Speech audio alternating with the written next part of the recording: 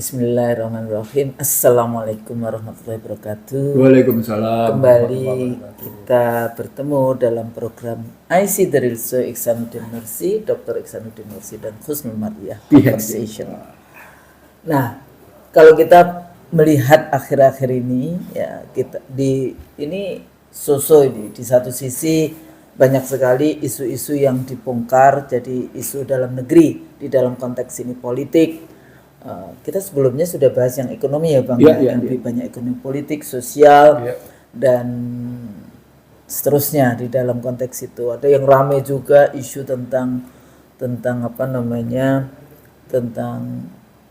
ST, isu tentang, tapi itu sebetulnya ya begitulah, dan cuma persoalannya berhubungan dengan bagaimana rezim PS kayak gitu ya, Prabowo Subianto itu seringkali kita singkat rezim PS gitu ya, di dalam konsep rekrutmen para pembantunya di dalam konteks itu, baik itu para menterinya maupun para utusan-utusan khusus, karena sekarang banyak sekali ini kabinet 108 atau 109 menteri atau 107 menteri. Lama-lama kok angkanya nggak ada yang sama ini kalau dilihat. Saya sendiri tidak menghitung secara satu persatu. Nah, itu satu di dalam konteks itu. Beberapa menteri sudah menunjukkan giginya kayak gitu kan. Jadi ada yang cepat, terus kemudian juga menyebar gitu ya. Ada, kalau Amran itu apa dia? Menteri apa? Pertanian ya? Pertanian gitu. Kemudian banyak di beberapa podcast dia bahas tentang, atau podcast atau TV ya, yang secara singkat gitu ya, bagaimana dia menceritakan tentang pemberantasan korupsi, karena itu juga menjadi persoalan penting, isu-isu kalau dia bisa quick win kayak gitu ya, quick win di dalam konteks 3 bulan atau 100 hari pertama pemerintahan Prabowo kayak gitu ya, atau 6 bulan gitu. Ada beberapa hal yang Prabowo bisa mengatakan 3 bulan atau 6 bulan evaluasi di dalam pemerintahan baru ini. Namun kalau kita lihat arahnya, kalau saya dulu kan selalu melihat apakah ada perubahan, cuma persoalannya berangkat dari perubahannya, walaupun pendukungnya atau pembelanya selalu mengatakan bahwa Prabowo adalah ahli strategi. Kayak gitu kan, itu kan selalu yang diangkat gitu. Jadi mengangkat wakil presiden, anaknya presiden, itu juga bagian dari strategi. Kemudian berbagai macam isu yang ada itu juga ini dianggap itu strategi. Walaupun kita as a political scientist kadang-kadang bertanyakan, ini strategi apa yang diambil oleh ini. Atau pendukungnya juga mengatakan bahwa sebagai mantan Danjen Kopassus tentu saja memiliki strategi-strategi perang di dalam konteks itu. Tapi di dalam konteks menjadi presiden tentu saja ada banyak hal yang dia harus melaksanakan. Jadi konstitusi ya, tujuan bernegara kita, melindungi segenap tumpah darah Indonesia, mensejahterakan, kemudian mencerdaskan. Kita kalau bicara tentang mensejahterakan, sejauh mana nanti kita lihat ya, isu-isu krusialnya apa langkah-langkah awal 100 hari ini. Tapi isu PIK 2 saya tidak tahu sejauh mana kemudian nanti ya ini akan mengarah kemana. Dulu kan PIK 1 itu ramai juga kan Jakarta, karena 10 tahun yang lalu atau 15 tahun yang lalu sebetulnya dalam diskusi-diskusi politik kita melihat bahwa ini adalah banyak sekali persoalan-persoalan atau ada sebetulnya intervensi negara asing yang menginginkan ada Singapura kedua. Tapi baru berapa hari yang lalu atau kemarin ya, yang Prabowo mengatakan akan tetap pindah ke IKN. Jadi ini muncul berbagai macam isu. Nah, kita akan bahas di situ Bang, apakah politiknya, sosialnya, ataukah janji-janji makan gratis akhirnya seperti apa gitu. Apakah benar kalau yang sebelumnya, video sebelumnya kita bahas bagaimana ekonomi, sekarang kita bahas sosial, politik, keamanan mungkin ya di dalam konteks itu. Juga sejauh mana misalnya kalau kita lihat pembangunan social development policies kayak gitu ya, isu pendidikan, isu kesehatan, isu perempuan, isu HAM, isu ketenaga kerjaan, itu masuk ke economic development policy, ketenaga kerjaan, isu agriculture, pangan, apakah kita akan bisa yang kedaulatan pangan, walaupun beberapa kali kita sudah bahas di IC So, kemudian industri, sampai bagaimana menjaga wilayah, dan yang ketiga makroekonomis. Ini Bang Nursi pasti lebih hafal di dalam konteks kalau kita bahas tentang keuangan, utang luar negeri, pinjol, perbankan, judol, dan seterusnya. Karena nanti berhubungan lagi juga dengan corruption, kayak gitu ya. Kalau kita melihat, ya kita harus banyak istighfar ya. Begitu banyaknya persoalan-persoalan yang ditinggalkan warisan dari rezim sebelumnya. Nah, sejauh mana kemudian rezim ini atau pimpinan dari Prabowo yang kemudian juga bagaimana parlemen nanti juga mengawasi kebijakan-kebijakan pemerintah. Tapi ada satu dua juga aktor di parlemen yang sebetulnya dia menginginkan apa? Seperti Dasko misalnya, kalau kita sebut nama, dia menginginkan jadi apa? Kepala BIN kayak gitu ya. Nah ya akhirnya nggak bisa di kepala BIN lembaga beneran, ya koordinator pengawasan BIN kayak gitu. Di DPR. Nah, di DPR lah. Sebetulnya kan itu kan tugas dari Komisi 1. Bukan individu. Bukan ada Pokja atau apa di DPR kayak gitu. Ada dua pengertian pengawasan pada seluruh komisi, yang punya kajian makro dan mikro secara itu menyeluruh. Iya, karena itu kan partner lembaganya. Lalu berikutnya karena dia menyangkut juga soal pengawasan di Komisi 1, maka secara tupoksi Komisi 1, betul benar. Secara umumnya seluruh komisi, tapi tupoksi konkret ada di Komisi 1. Komisi 1, karena itu kalau memang mau kayak gitu, leverage saja Komisi 1 fungsinya, dimainin di Komisi 1. Iya, jadi tanpa perlu mengatakan ada Badan Intelijen DPR gitu. Nah, kan nggak usah, kan itu Komisi 1, emang tupoksinya Komisi 1. Dan menurut saya aneh. Kalau ingin menyaingi Badan Intelijen Negara dalam perspektif eksekutif, lalu kemudian Badan Yudikatif punya juga Badan Intelijen, gitu ya. Nanti Yudikatif juga dong. Iya. Padahal sudah ada Polri, udah ada, kan ada intelnya. Bais itu tentara ada, kemudian yang negara, yang BIN itu, masing-masing beda kan. Masing-masing beda. Tapi kan koordinasinya sebetulnya di BIN. Iya, koordinasi negara, karena kalau polisi itu intelijen tentang keamanan, yang kalau tentara intelijen tentang pertahanan, baru kemudian dua kunci tadi ditarik ke dalam negara. Walaupun di pejatennya juga banyak sekali polisi dan tentara. Sementara yang betul-betul orang intelijennya itu sedikit, gitu ya. Iya, dan susah untuk dapat jabatan-jabatan.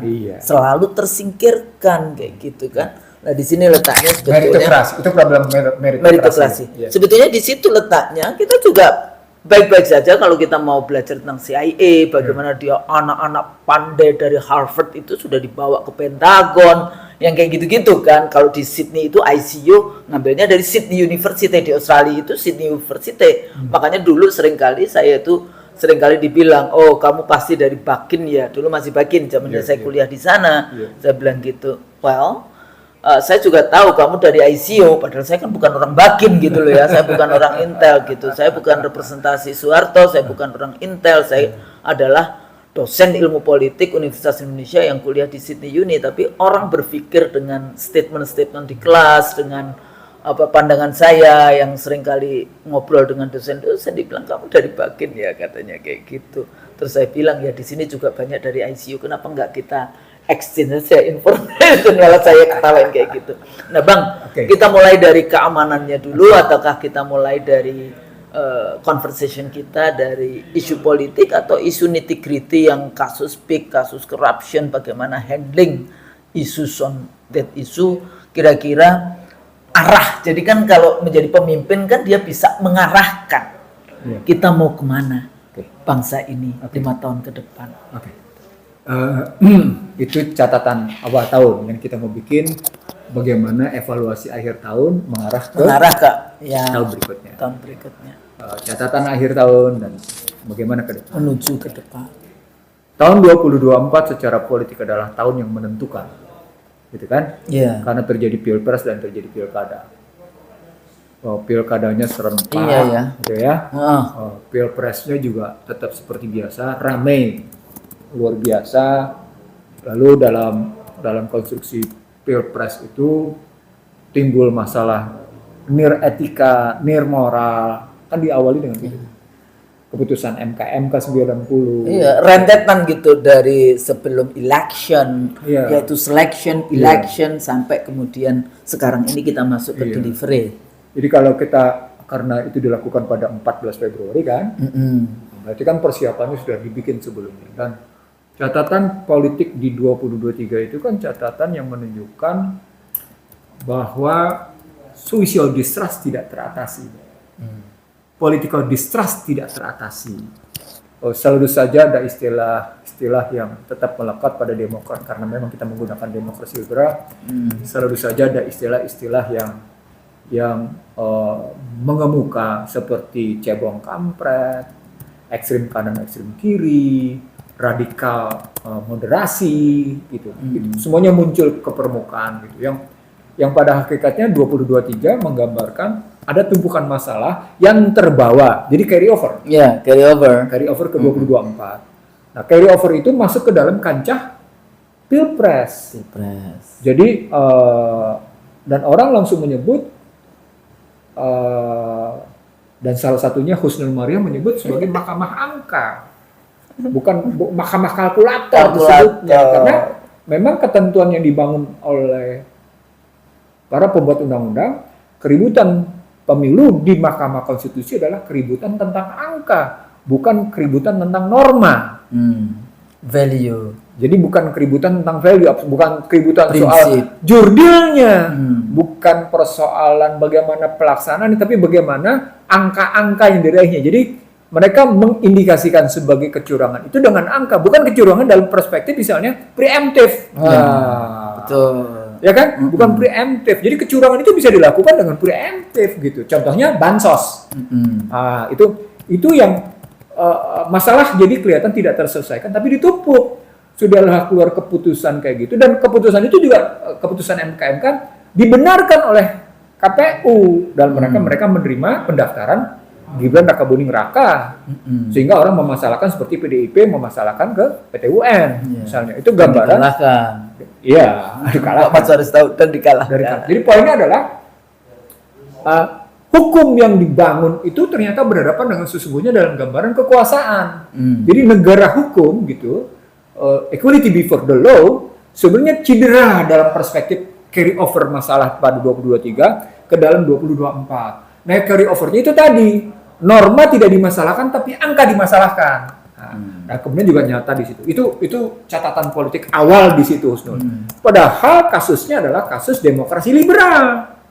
Kan ini kan pendapat demokrasi liberal dengan segala dampaknya. Padahal kita tahu bahwa Amerika sendiri seperti kita bahas, demokrasi itu sebagai, kalau Husnul bilang sebagai apa? Cuma instrumen aja. Ya, sekedar instrumen. Kalau William Bloom bilangnya apa? Apa itu? Sebagai ekspor paling mematikan dari Amerika. Jadi project. Iya. Project setelah dulu banyak sekali bahas tentang yang ini, tapi setelah Glasnost Perestroika, maka projectnya berubah menjadi project demokrasi. Project demokrasi yang memecah belah. Memecah belah. Itu dikatakan oleh Edward W. Said, dinyatakan oleh Chomsky, kan gitu. Dinyatakan oleh yang namanya juga William Bloom dalam dan anehnya sejumlah tokoh menyatakan nggak mau menyatakan bahwa demokrasi liberal itu tidak boleh ada kegaduhan, kan menarik kan? Iya, padahal demokrasi itu pasti messy. Iya, pasti Prinsip dari, bukan prinsip, wajah demokrasi itu messy. Iya, gaduh, rusuh. Iya, rusuh. Orang akan terus-menerus berdebatnya dengan kata-kata. Iya. Bukan kemudian dengan saja. Makanya selalu prinsip pertamanya adalah kompetisi excluding the use of force. Nggak boleh mengenakan kekerasan. Nah, di situ istilahnya bebas dari ketakutan, bebas dari kekerasan yang menyertai demokrasi liberal dalam rangka tadi. Jadi kalau kita bicara menerapkan demokrasi liberal, maka sesungguhnya yang harus terjadi adalah Anda harus menerima bahwa kenyataan bahwa masyarakat ini akan gaduh, masyarakat ini akan rusuh, terus akan kayak gitu. Jangan bilang kita nggak boleh menerapkan politik gaduh, kita akan menerapkan politik kebersamaan. Loh, gimana sih logikanya? Filosofinya, aturan dasarnya, rule of law-nya, bahasa kerennya begitu. Rule of law-nya adalah demokrasi liberal. Dampak dari demokrasi liberal itu adalah begitu ke bawahnya. Bawahnya antara lain adalah political distrust, social distrust, dan tadi akhirnya ujungnya kegaduhan tidak bisa dihindari. Makanya Bang kayak Schumpeter kan bilang ini semua model demokrasi elitis. Rakyat itu cuma dipaksa untuk memilih bos satu ke bos yang lain. Jadi harapan untuk... Tahu nggak Schumpeter bilangnya berikutnya, Bang? Apa? Ketika Anda menerapkan demokrasi liberal dengan kekuatan kapitalis, maka yang hadir adalah masyarakat yang cemas menghadapi kehidupannya. Tahu istilahnya apa? The anxiety society. Ya, the anxiety. Iya, itu. Jadi itu the anxiety society itu nampak gitu loh. Padahal itu tahun 70-an loh. Iya, tapi bukunya tebal tuh. Iya. Schumpeter. Jadi kalau kita ambil logikanya begitu gitu ya, maka dalam perspektif sosial, suka tidak suka berarti dia evaluasi kita. Modal sosialnya nggak utuh. Social capital. Social capitalnya nggak utuh. Ketika modal sosial nggak utuh, dampaknya apa? Human capitalnya tidak membaik. Maka ketika dibilang human capitalnya tidak membaik, dampaknya menjadi apa? Indikatornya? IQ-nya rendah. Ketika IQ-nya rendah dipelihara oleh kapitalis, maka dampaknya apa? Sumber daya diambil. Sumber daya diambil, kemudian ya rakyat dibodohkan, bukan dicerdaskan. Padahal tujuan negara adalah mencerdaskan rakyat. Tapi ini justru rakyat dipelihara supaya tetap bodoh. Nah, itu yang disebut dengan pemiskinan struktural. Jadi bukan kemiskinan struktural, pemiskinan sengaja dimiskinkan. Jadi mestinya ketika Anda bicara demokrasi liberal tidak boleh gaduh, pada saat yang sama sesungguhnya Anda sedang bicara tentang kebingungan Anda menghadapi pemiskinan struktural. Itu logikanya. Padahal demokrasi dengan kegaduhan itu dengan bukan dialog ya, argumen dengan apa ya, diskurs yang dikeluarkan, komunikasi politik yang dikeluarkan ya. Jadi itu kan akhirnya ketemu yang cerdas kayak gitu ya. Tapi kalau kemudian nggak boleh ngomong, nggak boleh gaduh, nggak boleh ini ya, sebetulnya gaduh itu karena ketakutan dari rezim yang berkuasa saja. Kenapa sampai takut? Ya kalau rakyatnya semakin cerdas kan mereka dengan mudah diganti. Itu problematik legitimasi. Betul. Isunya adalah legitimasi. Dan itu jadi yang mereka penting itu kalau dalam demokrasi itu. Kalau pakai Weber itu istilahnya, Anda cuma punya kewenangan legal, tapi bukan rasional dan harismatik nggak dapat. Ulang, Anda hanya memperoleh kewenangan legal authority namanya. Tapi kewenangan rasional, gitu, rational authority dan charismatic authority, Anda nggak dapat. Itu makanya kemudian mereka kesulitan menjadi tokoh, mereka kesulitan menjadi teladan. Itu logikanya sudah dapat itu secara sosiologis. Iya, betul. Begitu mulai Husnul. Kalau ngambilnya kayak gitu. Nah, kalau kita tarik lagi dalam konstruksi kepemimpinan, itu artinya kepemimpinan ini bukan kepemimpinan yang tadi Kang Husnul bilang tidak mencerdaskan. Sebenarnya naik ke atas. Apa itu? Tidak sungguh-sungguh melindungi kepentingan nasional jadinya. Tidak sungguh-sungguh melindungi kepentingan. Siapa yang dipentingkan yang dilindungkan? Kelompoknya, keluarganya. Maka tadi yang saya bilang, ketika seorang pemimpin tidak melepas baju partainya, gitu ya, ketika seorang pemimpin nasional tetap bicara tentang partai politiknya, dan ketika seorang pemimpin nasional tidak mampu berdiri di atas semua golongan, gitu ya, maka yang terjadi adalah di sini benar Kusma. Pemimpinnya menjadi kepemimpinan nasional yang rusak, disebabkan oleh masyarakatnya rusak. Jadi masyarakatnya rusak disebabkan oleh pemimpin yang rusak. Pemimpin yang rusak disebabkan oleh yang namanya para ulama. Itu namanya vicious circle. Tapi itu vicious-nya belum lengkap karena saya punya ulama tadi gimana? Jadi ada 4 Husnul. Dalam putaran saya ada putaran 4. Masyarakat rusak disebabkan oleh kepemimpinan yang rusak. Kepemimpinan yang rusak disebabkan oleh ulama yang rusak. Ulama yang rusak disebabkan oleh gitu ya, kecintaan akan ketenaran, kebendaan, dan kegagalan sistem pendidikan, termasuk kegagalan sistem ekonomi politik. Gitu.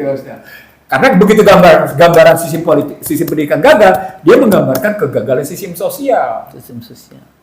Tapi balik-balik lagi, Iya. Kita kan selalu arahnya akhirnya inilah wajah dari ideologi materialisme. Betul, ujungnya itu. Ya, hubbud dunya kalau bahasanya. Betul, iya. Wahan, Iya. wahan itu. Wahan hubbud dunya, cinta pada dunia, Betul. cinta pada materi. Iya. Keberhasilan itu adalah keberhasilan materi, keberhasilan kekayaan, keberhasilan bangun gedung, keberhasilan, tapi bukan keberhasilan di dalam rangka bagaimana Mentality. akhlak, Karakter. karakter akhlak, Adab. yang itu semuanya dari zaman dulu sampai sekarang itu tidak berubah. Ya kan, kalau kita bicara tentang akhlak itu kan ya begitu, morality itu ya seperti itu, dan itu tempatnya atau ajarannya dalam perspektif ini kita bisa membenarkan pemikiran Soekarno. Betapa pentingnya membangun national character. Jadi kan dia istilahkan national character building, bagaimana membangun karakter nasional itu. Dan di dalam itu kita terjemahkan bahwa salah satu bentuk karakter itu adalah keadaban. Keadaban yang jujur, ya kan? Keadaban yang lurus, keadaban yang tidak serakah, keadaban yang mau berbagi, gitu kan? Keadaban yang saling menghormati, keadaban yang penuh dengan nilai kemanusiaan, kerakyatan, dan keadilan, kan gitu maunya kalau pakai Pancasila Husnul.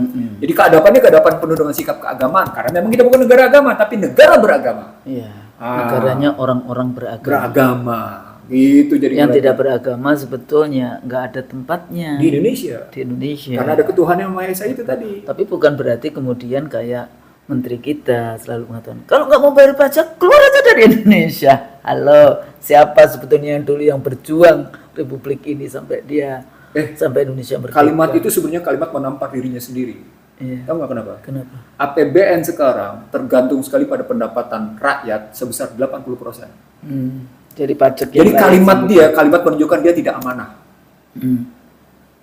Kalimat dia kalau pakai bahasa kebijakan publik, public policy, itu kalimat yang menunjukkan dia tidak punya akuntabilitas publik yang baik.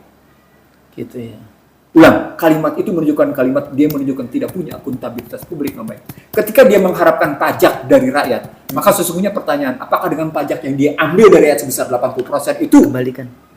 telah mengakibatkan rakyat makin sejahtera, makin punya harga diri, tidak terhina dalam pergaulan internasional dan nasional? Kan gitu pertanyaannya. Jadi kita sudah membayar Anda, apakah Anda itu kemudian bisa amanah terhadap cita-cita, melaksanakan cita-cita berbangsa dan bernegara, kan itu. Balik lagi konstitusi. Sri Mulyani lupa, bukan hanya pajak yang dikeluarkan. Kedaulatannya diserahkan ke mereka lewat partai politik, lewat pemilu. Diserahkan, diambil oleh partai politik menyerahkan ke mereka, mereka menjalankan, tapi mereka kemudian ngambil pajak. Coba berapa yang diserahkan? 2. Kedaulatan tertinggi, kedaulatan rakyat. Lalu kemarin pajaknya diambil, lalu bilang kalau nggak mau bayar pajak keluar dari Indonesia. Loh, kalau gitu ini negara-negara pemeras dong. Iya. Sementara delivery day to day delivery sistemnya negara tidak bekerja dengan baik. Betul. Perpajakan itu ada 5 prinsip. Tapi ujung dari semua prinsip itu adalah soal keadilan. Iya. Jadi pertama soal tarif. Maka dalam PPN 12% tadi orang mempersoalkan kenapa 12% dibanding-bandingkan dengan yang namanya ASEAN. Ternyata kita sama dengan Filipina yang tinggi, gitu 12%. Dan 12% itu yang dulu dijelaskan oleh Bang Nursi nggak cuma 12% per se ya, tapi jadi 9%. 9%. Oke, satu soal tarif. Yang kedua, siapa yang dipajaki? Nah, kita menyebutnya sebagai, tahu nggak apa? Apa? Kan kita menyebutnya sebagai wajib pajak. Wajib loh. Di luar negeri disebutnya apa? Bukan wajib pajak, taxpayer. No taxation without representation. Itu rumusnya. Dan semuanya kita memang semua warga negara. Saya pernah punya taxpayer number waktu saya di Australia karena saya menjadi kayak asisten dosen kayak gitu ya. Dosen. Enggak, saya dosen. Enggak PR, dosen aja waktu itu menjadi pengajar code. Dosennya Michael Van Langenburg 5 tahun di ini. Kita semuanya harus terdaftar di taxpayer number. Tapi karena gaji saya, upah saya itu tidak mencapai seperti minimumnya sana. Setiap tahun saya dapat kembalian itu duit saya. Jadi pajak yang sudah dikembalikan kamu ternyata uang pajakmu, uang you earn upahmu atau Restitusi gajimu, pajak namanya. itu tidak di bawah anggaran, di bawah dana yang diminta oleh negara kayak gitu kan. Jadi dikembalikan itu. Pendapatan kena pajak. Itu. Dikembalikan. Kita pernah nggak kita bayar pajak dikembalikan? Enggak. Namanya tax return. Itu kalau pengembalian pajak itu nanti ributnya sampai di pengadilan pajak. Nggak pakai pengadilan, itu kita cuma ngisi form, kita kasih bil-bilnya, kita kasih ini. Udah gitu ditunda-tunda segala, redemption itu kan. Redemption. Sampai sekarang saya tuh punya ya, dan saya masih dikirimin email oleh Departemen Pajak sana. Kamu masih punya uang $250 lah yang kayak gitu.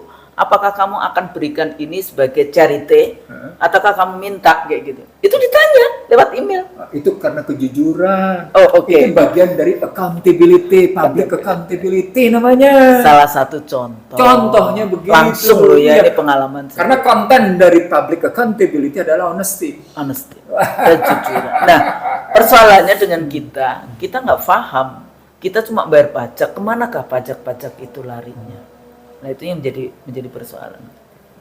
Jadi kalau kita balik lagi, tadi kan banyak kita bahas tentang politik ya, dari mulai pilkada, dari mulai janji-janji dan carry over-nya kita dari rezim sebelumnya. Sebetulnya kalau kita bikin prioritas, ini apa sebetulnya dari dari bidang politik, keamanan dan korupsi itu menyangkut soal ekonomi, soal hukum, soal sosial, soal politik. Sekaligus soal bagaimana psikologi. Secara sosial dia menggambarkan bahwa ada yang salah dalam masyarakat ketika menakar tentang keberhasilan. Seolah-olah kekayaan, jabatan sebagai ukuran keberhasilan, tidak peduli apakah jabatan itu diraih dengan halal atau haram, istilah usul. Demikian juga dengan kekayaan, apakah itu diraih dengan halal atau haram. Nah, itu problem sosial di situ masuk. Nah, ketika itu tidak dimasalahkan secara rigid, secara tegas, maka moral dan etik masyarakat mulai terkikis. Itu problem besarnya. Dan itu sebenarnya bisa diperbaiki jika di sini Prabowo Subianto betul-betul memegang omongannya. Berantas korupsi. Di situ kita lihat yang namanya Amran Sulaiman melakukan quick win dia. Ya. Jadi itu menjelaskan. Amran Sulaiman melakukan quick win. 4 perusahaan dia blacklist, 11 karyawan dia nonaktifkan, sejumlah hal lainnya dipecat gitu ya. Dalam soal pupuk, ada demikian juga soal yang lain mungkin gitu. Tapi Amran Sulaiman sudah kayaknya dia memang tahu tentang pupuk. Dulu kan dia ini. Iya, dia memang ahli pebisnis pupuk. Iya. Bukan ahli, pebisnis pupuk. Bahkan penemu pemberantasan tikus. Oh, oke. Jadi dia memang penemu. Memang ada. Dan dia termasuk menteri terkaya. Oke. Pebisnis tuh. Iya. Jadi tahu ceritanya dulu kenapa ini? Kan dicari yang ke zamannya itu. Yang pasti dia pernah ribut. Ada orang Makassar, akhirnya dia tuh. Ya, saya tidak peduli soal suku, tapi paling tidak dia pernah ribut dengan Enggar, dia pernah ribut dengan Darmin, dia pernah ribut dalam sebelum-sebelumnya yang saya ingat gitu ya, dalam persoalan impor gula, dalam persoalan impor beras, dia ribut segala macam gitu dengan Menteri Perdagangan, dengan Menko Perekonomian. Ya karena itu kan berlawanan kayak gitu kan di satu bahkan sisi. Sampai portofolionya dia sampai dengan posisi inflasi di pertanian rendah itu jadi masalah gitu ya, karena itu membuktikan ternyata kontribusi sektor pertanian pada penerimaan lapangan kerja menurun dari 49% menjadi 29% gitu. Menariknya di situ gitu. Artinya pertanian tidak lagi memberikan harapan kerja di situ. Dan umur petani kita kan tinggi sekali ya. 40 rata-rata 42 atau berapa tahun? Poinnya selain usia di situ, selain usia yang tinggi itu, usia nilai tukar petani NTP, tukar petani. Itu juga tidak mengindikasikan bahwa sesungguhnya petani menjadi kaya raya, bahkan dia terlibat habis-habisan.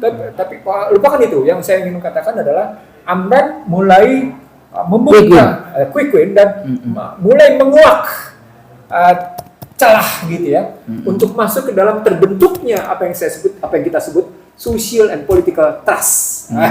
Membangun social and political trust. Itu yang saya maksud, ada harapan di 2025 jika bukan hanya Amran Sulaiman, bukan hanya Andi Amran Sulaiman yang melakukan itu, tapi juga kementerian-kementerian yang lain, misalnya katakan di Kementerian Perdagangan, urusan soal mendapatkan izin impor gitu misalnya. Wah, itu aja luar biasa. Ya itu tadi kan, gimana izin impor, dan ini semuanya impor pangan kita itu ratusan triliun. Begitu juga di perindustrian, begitu juga yang namanya di Kementerian SDM soal izin bagaimana produksi batu bara dengan harga berapa. Oh, penting itu. Itu yang soal sekali nikel, kita soal bilang itu. kedaulatan kita sudah dijual dengan harga murah tanpa rasa malu kepada asing dan asing itu tadi. Karena sebetulnya mereka selalu mengatakan, oh kita tidak melanggar aturan, karena dalam aturannya kan bukan kedaulatan pangan, bukan kedaulatan energi, bukan kedaulatan itu, tapi ketahanan. Yang itu diturunkan bobotnya. Itu akhirnya yang terjadi adalah mafia-mafia pengimpor lah yang berjaya. Diturunkan bobotnya. Jadi kan strukturnya ketahanan, kemandirian, kedaulatan. Ya. Jadi kalau kita ngambil pertama economic security, yang kedua economic resilience, yang ketiga baru terakhir economic sovereignty. Jadi kalau strukturnya begitu, maka kita tidak tahu yang digunakan istilah Prabowo Subianto dalam perspektif swasembada itu masuk dalam kategori resilience atau dalam kategori kita nggak ngerti nih karena terjemahannya macam-macam. Swasembada kan memenuhi kebutuhan sendiri. Pengertian swasembada kan memenuhi kebutuhan sendiri. Oke, kalau Anda memenuhi kebutuhan sendiri, itu juga bisa maknanya sebagai resilience. Tapi kalau memenuhi kebutuhan sendiri sekaligus, kalimatnya sekaligus mampu mempertahankan stabilitas harga, ketemu kedaulatan.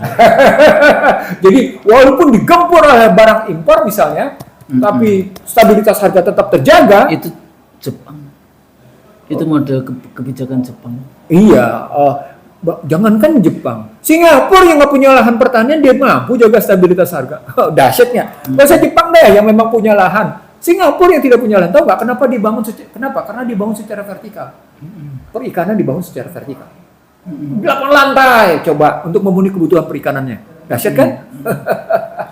Memang beberapa tetap impor dari Indonesia dan yang kemudian diklaim sebagai produk Singapura untuk diekspor ke negara lain. Oke. Tapi poinnya adalah kalau kita ngelihat carry over problem gitu ya, masalah yang dibawa dari 2023 muncul di 2024 pada pemilu itu dan muncul lagi di pilkada kayak gitu ya, di mana Joko Widodo tetap nampak menunjukkan keterlibatannya. Maka secara politik berarti ada problem dong. Problemnya sesungguhnya legitimasinya Prabowo Subianto. Di sini masalah. Legitimasinya Prabowo Subianto ini kayak apa nih gitu. Nah kalau legitimasinya bersoalkan, maka muncul kuadran analisis kita, Musnul. Yang dulu ya. Iya, dia legal, tapi legitimasinya dipertanyakan. Gitu. Padahal yang dibutuhkan adalah legalitas dan legitimasi. Nah, kalau Prabowo ingin meningkatkan legitimasinya, maka problem tentang keterlibatan Joko Widodo sampai namanya Ketua MPR mendatanginya ke Solo, mestinya nggak perlu. Kenapa? Dan itu yang sampai dengan siapa? Kapolri ya? Iya, karena yang dikehendaki oleh masyarakat adalah gitu ya, bagaimana Prabowo Subianto sebagai pemimpin nasional, bahasa sederhananya, bagaimana kepemimpinan nasional gitu ya, mengutuhkan modal sosial sebagai modal politik gitu lah, dan modal politik sebagai modal ekonomi yang di dalamnya ada pemberantasan korupsi, yang di dalamnya ada pemerataan. Nah, gitu kata kuncinya. Jadi kita mau ke depan ini dia ini kalimatnya dari sini. Tapi bisa nggak ya kira-kira PS itu targeted kepada rezim sebelumnya? Nah, di sini Husnul. Ini kayak Korea itu loh yang kemudian sekarang di itu kan. Husnul bicara Korea, si Yoon itu kan karena berkaitan dengan umur pendek pada darurat militer, yang kemudian partai berkuasa menyatakan Anda telah mengganggu konstitusi. 6 jam itu. Anda telah mengganggu konstitusi, gitu kan? Iya. Ada mengganggu konstitusi karena ada motif-motif tertentu di belakang darurat militer. Saya nggak mau masuk dulu ke situ. Saya masuk ke soal ekonomi aja dulu. Soal ekonominya begini. Mereka menyatakan sampai dengan 2029 itu pertumbuhan 8%. 2025 5,2, 2026 6,1, 2027 7,1, 2028 8%, 2029 8%. Mereka lupa Husnul. bahwa di balik angka-angka pertumbuhan ini seperti yang kita bahas tahunan lalu, ada problem trickle down effect. Itu. Dan karenanya berarti tidak selesai masalah ketimpangan. Dan karenanya indikator-indikatornya muncul lewat rendahnya inflasi sebagai penguatan daya beli adalah angka-angka semu. Dan itu terjadi di Amerika ketika Kamala Harris bicara ekonomi, ditertawakan oleh sejumlah orang karena ternyata ya namanya Demokrat tetap melanggengkan model ketimpangan. Itu kata konkret aja tuh. Kenapa mereka masih begitu percaya bahwa begitu? Ya nggak apa-apa sih kalau kita mau percaya untuk naik terus dengan tingkat itu terus. Nah, tapi ini dia menutup nih. semua yang namanya banyak sekali di depan matanya ya, yang tadi dikatakan gap itu tadi kan, jadi Gini ratio ya di dalam konteks itu. Nah itu kenapa kayak gitu? Apakah itu hanya propaganda atau apa? Sebenarnya mereka sudah mencoba menjawab. Jadi mereka ngambil contoh Soeharto. Soeharto berhasil ngebangun pertumbuhan demikian berupa sampai dengan posisi 8,2% di 1995 itu disebabkan gitu ya, disebabkan oleh di sini dilihat investasinya tinggi, konsumsi rumah tangga tinggi, ekspornya juga tinggi. Tapi mereka lupa bahwa beberapa hajat hidup orang banyak masih tetap, ini menariknya semua. Ini dokumen-dokumen negara loh yang saya pegang. Mereka lupa bahwa di era Soeharto pada 95 itu sejumlah hajat hidup orang banyak tidak masuk dalam kategori pasar bebas. BUMN-nya masuk tidak masuk dalam kategori mekanisme pasar bebas. Beras, bensin, listrik yang kita kenal sebagai hajat hidup orang banyak. Hajat hidup orang banyak. Yang diatur oleh Bulog. Makanya mereka mau membalikan Bulog nih. Bahwa ini mau membalikan Bulog. Tapi Prabowo Subianto lupa bahwa pada era Soeharto itu sektor perstekstilan menjadi backbone. Indonesia waktu itu sangat maju di dalam konteks itu. Ya walaupun tetap kalah dengan India. Begini Husnul, saya ini kan termasuk salah satu Dewan Pembina Ikatan Ahli Tekstil Indonesia IKATSI, gitu ya. Kami sejak bulan November 2023 sampai dengan posisi setelah pemilu kemarin sebelum Prabowo diputuskan, kami sudah risau PHK besar-besaran di. Lalu kemudian saya juga menolak soal bagaimana bailout Sritex. Jujur aja saya bilang, karena saya tahu bagaimana ketika Sritex ada di BBPN. Jadi cara penyelamatannya bukan kayak gitu, bukan nge-bailout. Bukan nge-bailout. Jadi problemnya yang saya mau bilang adalah di era Soeharto, di era Orde Baru sampai mereka bisa tumbuh 8,2 gitu dengan rata-rata 7,3. Itu mereka ngakuin ada dukungan kuat pada sektor manufaktur khususnya industri tekstil gitu ya, termasuk di dalamnya bagaimana assembling yang mereka bilang industri tukang jahit, diejeknya begitu, industri tukang jahit. Tetapi ketika ejekan itu muncul, saya bisa ngejawab minimal di era Soeharto ada keinginan untuk merelasikan antara industri dasar dengan industri pengolahan. Saya tanya sama Husnul sekarang ada nggak itu? Nggak ada. Ya paling kalau toh ada masih nggak ada. Dihabisin. Nggak ada. Manufaktur itu sebetulnya mulai dari 1982 kan setelah minyak dan sebagainya itu. Tapi poinnya sekarang yang terjadi di sini yang saya bilang carry over ke 2025-nya adalah Prabowo Subianto harus mengatasi deindustrialisasi. Wah, itu problem besar. Karena kontribusi industri manufaktur pada PDB itu makin hari makin menurun. Dari 29% sekarang cuma tinggal 18,67%. Jadi yang paling tinggi tetap industri, tetapi makin menurun. Maksudnya? Tapi diikuti dengan perdagangan yang mungkin, kalau perdagangan apa artinya? Kan impor kuat berarti. Walaupun kemudian kita menyebut sebagai ekspor-impor kita surplus. Tapi kalau di angkanya terus mungkin melemah. Di tengah yang namanya tekstil kita habis-habisan gak karu-karuan. Nah, jadi ketika mereka bilang key strategic 2025-2029 dalam rangka mencapai 8% dengan rata-rata 6,9%, mereka bilang begini, konsumsi kita jaga di 5-6%. Artinya kalau konsumsi jaga kan berarti tergantung pada masyarakat. Sekarang pertanyaan, memang mereka memperkuat daya beli? Enggak juga. Enggak, kenapa enggak? Karena hutang yang tinggi. Utang yang tinggi. Begitulah. Ditambah lagi masyarakatnya ini sudah kejebak dengan Pinjol judol dengan judol dan sebagainya. Bang, kalau balik lagi tadi argumen tentang biasanya nih kalau saya ngomong sama kawan-kawan kita yang ahli ekonometrics yang kayak gitu ya, mereka selalu mengatakan Bu Husnul, Mbak, tapi persoalannya adalah lebih baik, lebih murah kita impor tekstil dari Cina atau impor garam dari Australia dibandingkan kita yang namanya bagaimana empowering itu masalah. itu. Mereka yang menganut kayak gitu tuh ajas utilisasi namanya. Padahal problemnya ajas utilisasi, ajas pendaya-gunaan. Iya, pendaya-gunaan. Ajas manfaat gitu posisinya. Itu sangat tergantung pada posisi bagaimana gitu ya. Kemampuan kita untuk meraih barang itu. Apa poinnya? Poinnya kan revenue masyarakat. Nah, ketika revenue masyarakat timpang, maka sesungguhnya tidak seluruh masyarakat bisa memenuhi kebutuhan akan barang impor. Apa poinnya? Itu karena mereka menganut ekonomi terbuka. Nah, ketika mereka menganut ekonomi terbuka di situ, maka tidak semua hajat hidup orang banyak bisa masuk dalam kategori ekonomi terbuka. Di situ saya tidak cocok dengan terus terang saja, saya berbeda dengan teman-teman ekonomi neoliberal.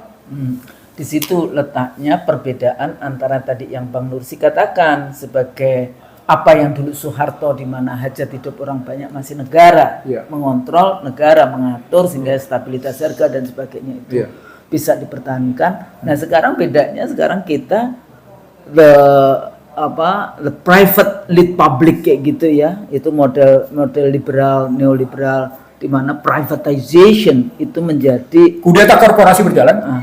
Itu.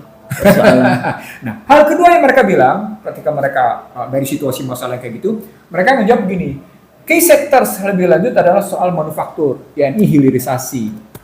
Kita tanya, hilirisasinya punya siapa?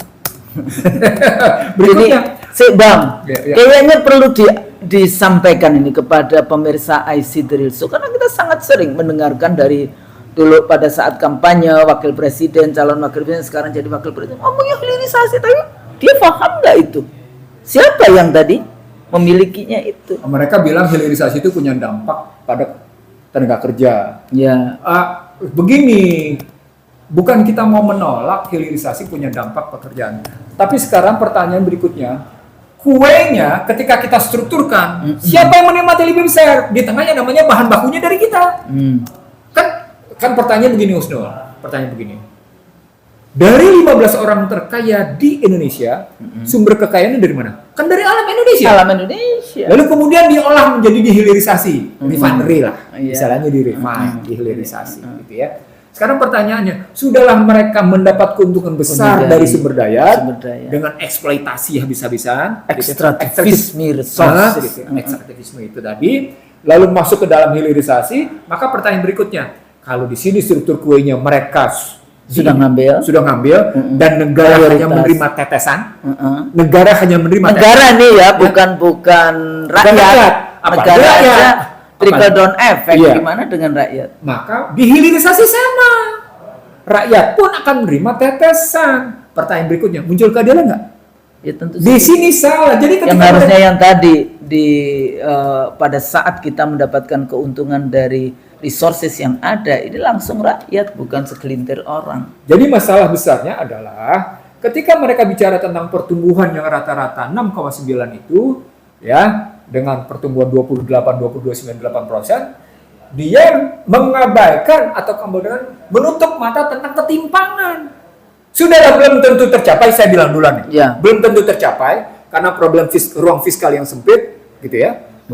Dan situasi internasional yang kacau begini, yang dalam posisi istilah saya dalam posisi turbulence gitu ya. Maka berikutnya lagi belum tentu juga melahirkan yang namanya kedikdayaan, istilah saya the dignation of people. The dignity of people ini itu belum tentu tercapai. Gitu melihatnya kalau mau gitu.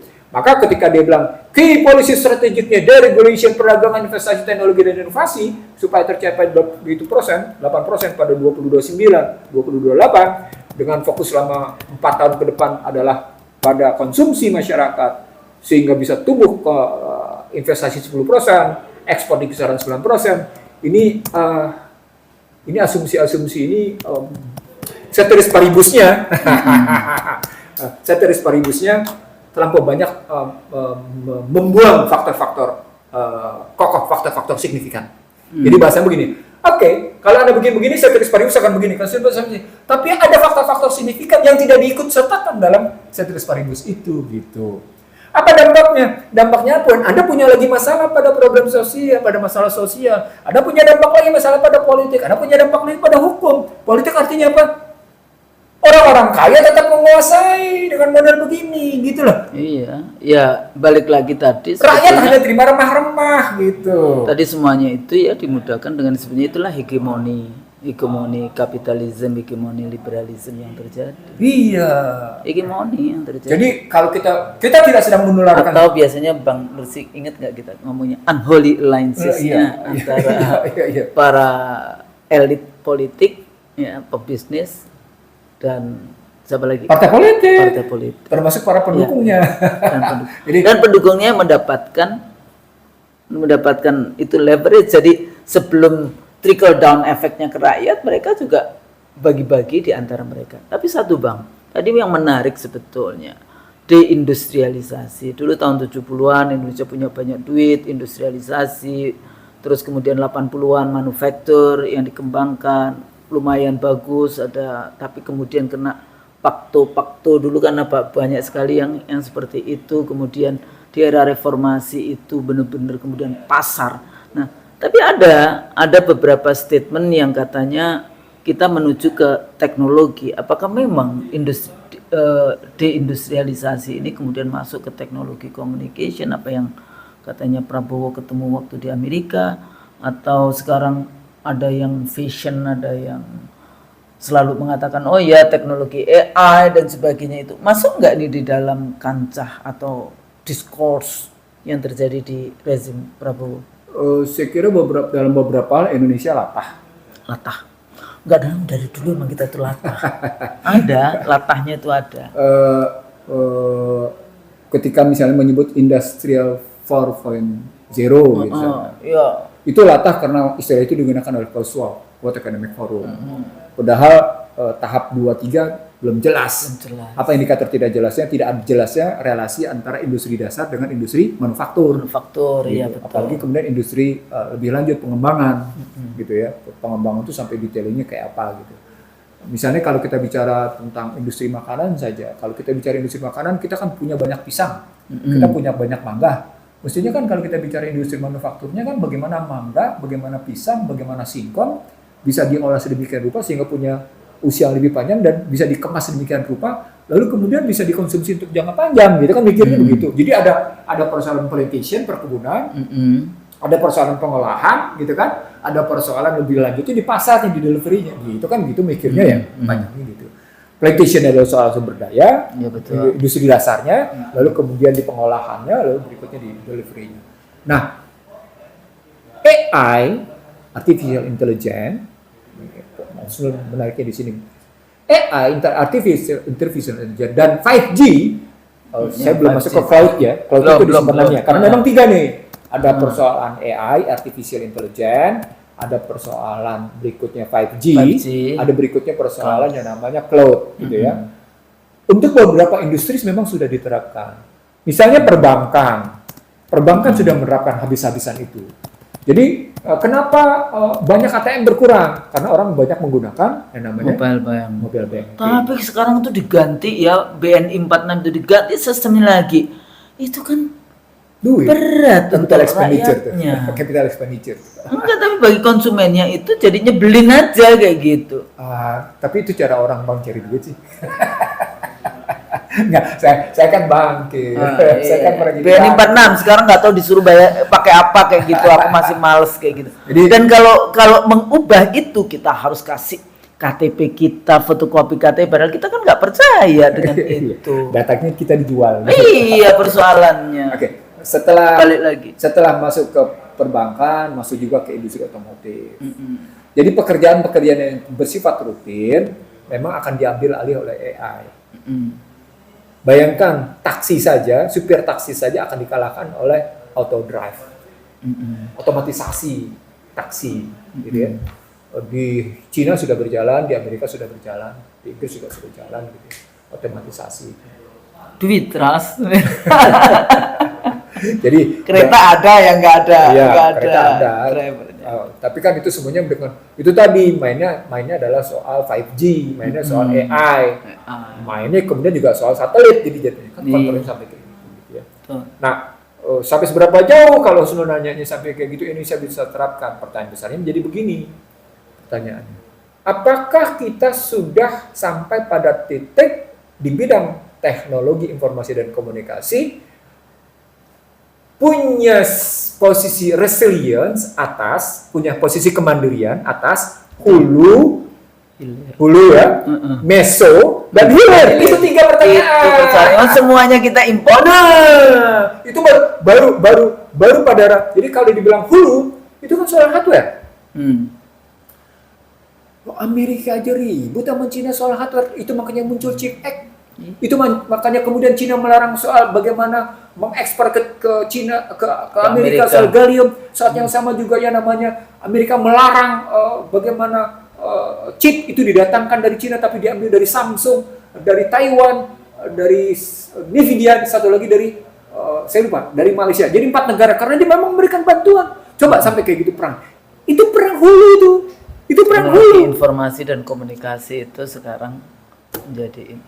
Belum lagi bicara soal mesonya, bagaimana merancang sedemikian rupa bikin aplikasi. Kan bikin aplikasi itu. Tapi Bang, sebetulnya saya itu sangat percaya dengan anak-anak muda di Indonesia. Oke, Husnul. Cuma persoalannya kalau negara tidak aware dengan itu ya udah. Nah, kalau khusus sampai pada persoalan tingkat kesadaran pejabat tinggi atas kecerdasan anak Indonesia, itu menyangkut soal penghargaan intelektual.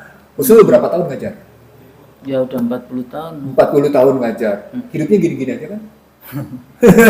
Alhamdulillah bahagia. Poinnya bukan itu. Kalau Anda memang sudah 40 tahun mengajar. Gak ada. Dan itu kan artinya kalau dihitung-hitung, murid Anda sudah berapa? Oh udah. Banyak sekali kan. Sama seperti saya kan, murid gue juga tersebar di mana-mana. Udah ribu gitu loh. Karena gue ngajar di sini, gue ngajar di sini, gue ngajar di sini. Sama gitu ya. Tapi karena kultur kita, kultur sosial, Iya, kultur sosialnya kita. menghargai pendidik lebih kepada posisi feodal, ketika lebih kepada feodal, dan sementara ditarik ke dalam kultur politik yang tidak menghargai intelektual, rusak dia jadi. Kultur politik hanya mau mengambil simbolnya. Sehingga orang sibuk dengan profesor dan doktor, gitu loh. Nggak pakai belajar. Tapi tidak bisa menghargai intelektual. Bisa. No. Saya ingin mengatakan begini, Usno. Ini problem besar ini. Problem besar. Luar biasa problem. Ini kita pernah bilang nih. Yang berbuntut pada persoalan intelektual BU. Intelektual pelacur. Udah 3 tahun yang lalu kita bahas. Kita bahas 4 tahun yang lalu di awal-awal IC Real Show. Jadi kalau kita bilang dalam dunia pendidikan kita, kultur di sosial itu lebih feodal, sehingga yang muncul adalah sebuah penghormatan terhadap dunia intelektual, terhadap dunia keilmuan, maksud saya. Begitu ditarik dalam kultur politik, maka tidak ada yang namanya respect and appreciate to the intellectual atmosphere. Nggak ada. Apa buktinya? SDB nggak jalan, sumber daya buatan, apa itu artinya? Data itu dibuang-buang begitu aja, itu kan kerendahan. Paling yang saya marah, tahu nggak? Itu semua perpustakaan LIPI itu dibuang buku-bukunya, tahu nggak? Enggak. Dibuang. Kenapa bisa buang? Padahal diberikanlah kepada kampus yang membutuhkan. Nggak boleh. Bahkan diminta orang-orang LIPI sendiri, nggak boleh. Kenapa? Dibuang itu perpustakaan. Kenapa kayak gitu? Katanya ya sudah digitalisasi dan sebagainya. Tapi kan lulus. Saya punya yang namanya dulu saya dapat yang namanya perpustakaannya Kedutaan Australia. Saya dapat hadiah dari seseorang. Quran 1 abad. Sekarang saya tanya sama Osno, kira-kira usia digital bisa nggak 1 abad? Saya ketemu Quran yang tahun 1000 di perpustakaan ada International Islamic apa itu yang di Kuala Lumpur. yang kalau masuk itu wah di ini ya nggak boleh langsung dibuka Jadi harus pakai cerita. itu. Enggak, maksudnya gini. Itu tadi kan berurusan dengan bagaimana kita Apresiasi menghargai yang dan namanya menghormati dunia intelektual. termasuk dokumentasi Dalamnya. intelektual. Iya, betul. Masa Betul buku sekali. dibuang? Saya malah saya simpen rapi-rapi. Tapi karena waktu itu katanya itu kepala BRIN-nya dari partai politik. Jadi nggak ngerti. Tahu nggak Osno? Saking saya sayangnya, saya buka terakhir bukunya Ruth McVey. Ruth McVey Iya. yang kapitalisme dan Iya, itu. kaum kapitalis. Kaum kapitalisnya Asia Buku Tenggara. paling top. Saya ketemu itu tahun 82 dengan Ruth Coba McVey. kebayang. Sudah 2 generasi coba. Hah? 2 generasi coba kebayang nggak? Saya masih punya buku itu. Tadi pagi saya buka. Saya Aku ingin juga melihat punya sosial buku changingnya itu. kayak apa. Saya melihat perubahan sosialnya kayak apa dalam sosial ekonomi politik. Itu kan buku ekonomi politik sosial. Kan? Iya betul. Aduh, saya buka. Oh di Thailand begini ya kondisi. Oh udah berubah semua ya. Atau Asian drama. Oh iya, Asian drama. Gunar Merda. Mahasiswa saya tak suruh lagi baca ini. Bu, ini kan buku lama. Dalam ilmu pengetahuan itu nggak ada yang namanya lama dan baru itu. Anda pelajari bagaimana nanti Anda tarik itu ke kekinian. Iya, sosial. Tapi kan itu enjoyment kita melihat bagaimana proses knowledge yang dibangun. Poinnya ada tadi, kita tidak punya kultur politik yang menghargai intelektual. Betul. Gitu ya. Saya kebetulan mundar-mandir ke negara tetangga. Ada rasa iri juga. Dulu dia belajar membuat. Iya. Tapi sekarang si profesor doktornya, Iya. hidupnya, Masya Allah. Masya Allah. Ya di ini. Saya kemarin beberapa waktu lalu kan Universitas Malaysia, kemudian Malaysia ya. Terus kemudian ke yang tadi itu institut yang saya sangat hormat itu, Masya Allah. Itu Islamnya di Kuala Lumpur, kok saya lupa ya namanya, International Islam apa kayak gitu. Gedung-gedungnya udah kayak Middle East aja. Ininya. Jadi kampusnya sendiri, perpustakaannya itu tadi. Perpustakaan buku-buku. Termasuk ada satu corner dari siapa itu yang temannya Cak Nur, Rahman siapa? Yang ahli Islam di Amerika itu loh. Kok jadi lupa? Aduh. Iya kan? Tahu kan yang gue maksud, karena itu ada corner Temen semua dialognya. bukunya. Sampai akhirnya dia nulis tentang Islam dia partai politik no. Jadi balik lagi Bang. Ya. Jadi balik gimana? lagi, kalau kita mau bicara kayak gitu, kunci keseluruhan adalah memperbaiki produktivitas. Produktivitas sosial naik, produktivitas ekonomi naik, produksi politik naik, produktivitas hukum naik. Produksi sosial naik itu apa? Tadi kekerabatan meningkat. Gitu. Pertemuan-pertemuan itu meningkat. Kunjungan keluarga meningkat. Modal sosial membaik. Itu artinya tadi terjadi tuh perbaikan. Gitu. Di politik apa kalau ke situ? Tadi partai politiknya makin menunjukkan peran yang signifikan, yang benar. Jadi budaya kultur politiknya benar. Di ekonominya apa? Akan kelihatan bagaimana prinsip pembebasan atas Kemiskinan. sebelum kemiskinan dulu ketertindasan. Baru Jangan jadi kebodohan, budak-budak. baru kemiskinan, baru ketimpangan, baru terakhir kehinaan. Itu harus dibakar begitu. Nah, di hukumnya kayak gimana? Orang merasakan betapa hukum itu mengayomi semua pihak. Keadilan. Bukan muncul parcok. Ingat gak ketika di sebuah TV swasta tangan saya begini? Orang baru ngomong sekarang. Padahal saya sudah ngomong betapa pentingnya mengubah Undang-Undang 2 tahun 2002 supaya sehat dalam. Disitulah wujud Undang-Undang Dasar 2002 itu bermasalah karena dia gagal menggambarkan skema kekuasaan negara, struktur dan skema kekuasaan negara. Di situ, nah ujung-ujungnya dari keseluruhan selama pasal 11 Gerindra nggak dijalanin, ya selama itu juga kita akan terperangkap ke dalam dunia liberal di seluruh sektor. Jadi sebenarnya Gerindra sendiri sudah punya Agenda gitu, yaitu partai regulation kayak gitu ya, internal partai regulation. Tapi kemudian setelah berada di rezim, sejauh mana dia harusnya itu sejajar seruh gitu ya dengan konstitusi, tapi dihadapkan dengan realitas kekuatan-kekuatan politik pasar, kekuatan-kekuatan politik bandar. Nah, bagaimana leadership PS? Saya kira ketika Gerindra juga menawarkan opsi pada Joko Widodo atau Golkar kemudian juga membuka pintu lebar-lebar bagi Joko Widodo gitu ya. Saya kira memang ada problem rekrutmen, kaderisasi, mobilitas vertikal pada partai politik Husnul. Kalau seseorang tiba-tiba masuk partai menjadi ketua umum, itu partai politik sehat atau enggak? Apalagi tanpa munas, apalagi tanpa forum tertinggi di. Betul. Iya, itulah. Itu partai politik kayak apa kayak gitu? Gitulah.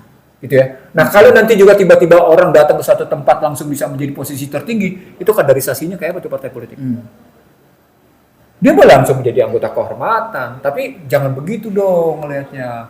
Harus diakui dong bahwa sistem kaderisasi, nah itu wujud bahwa rusaknya intelektual. Tapi Bang tadi ya, liberalisme pasar, hegemoni yang terjadi. Terus tadi yang selalu saya katakan sejauh mana PS sebetulnya bisa cuci tangan dengan Xi Jinping dan rezim Joko Widodo. Ini biasanya aku malas nyebut nama ini rezim sebelumnya. Ini apakah ada juga jangan-jangan dialah yang memang hari ini yang menguasai cash di Indonesia? Jadi logikanya gini Husnul, kita curiga dengan judol. Kemana nih larinya judol? Duit ini kemana sesungguhnya? Duit judol ini kemana? Tapi di tempat yang ecek-ecek aja sehari bisa dapat untung 1 miliar. Makanya. Kebayang ada berapa situs judol? Ribuan. Nah, itu uang judolnya kemana? Kenapa penegak hukum tidak serta-merta, walaupun sudah ditemukan pada Komdigi gitu ya, seperti itu gitu. Tapi apa ia akan memberantas sampai ke akar-akarnya gitu. Jadi kita teringat Sambo tuh. Iya. Dulu kan berapa itu berapa? Berapa atau yang kemarin ketemu berapa? 900 sekian triliun dan 50 kilo emas batangan. Nah, itu pejabat MA kayak gitu ya, korupsinya. Jadi poinnya kalau Husnul bertanya kayak gitu, ya kalau ya kita silakan. Bukan, saya ingin mengatakan begini. Kan problem Prabowo Subianto tetap problem legitimasi. Anda menang di legalitas. Legitimasi. Tapi ya. legitimasi belum. Dan legitimasi itu bukan kemudian Apalagi menang pasti legitimit, enggak sekali. Itu kita pertanyakan legitimasi Anda. Apalagi kemudian omongan yang satu dengan omongan yang lain terkadang bertentangan. Atau dia ngomong nanti pembantunya ngomong beda. Jadi itu yang menunjukkan masalah tersendiri. Jadi sebagai penutup Husnul, karena kita sudah bicara tentang tumpukan masalah yang tidak selesaikan dan kita tahu problem besarnya ada korupsi di secara sistemik struktural. Artinya secara sistemik struktural itu bukan hanya soal ekonomi, bukan hanya hukum, termasuk korupsi konstitusi. Iya. Maka kan mulai dari regulasi. Iya, mulai dari. Nah, maka sesungguhnya persoalan besarnya, bisakah Prabowo Subianto melakukan quick win bukan hanya Amran Sulaiman yang melakukan? Ya harusnya PS-nya. Iya betul, harusnya presidennya. Dan itu berarti Prabowo harus melakukan sinergi dari kortas korupsi di kepolisian dengan KPK dengan kejaksaan sehingga dia menjadi satu satuan pasukan yang khusus memang dalam rangka quick win di bidang korupsi. Wah, itu maksudnya. Jadi emang korupsi. Harapannya itu. Iya, kan korupsi biasanya Bang, ini terakhir. Korupsi ada korupsi sejati, memang the corruptor, benar-benar koruptor yang sesungguhnya ada yang dikoruptorkan. Korupsi menjadi alat untuk saling menghancurkan lawan politik. Itu juga terjadi. Nah, itu saya ngambilnya dalam rujukan karena Husnul bilang penutup, saya sederhanakan itulah PKK.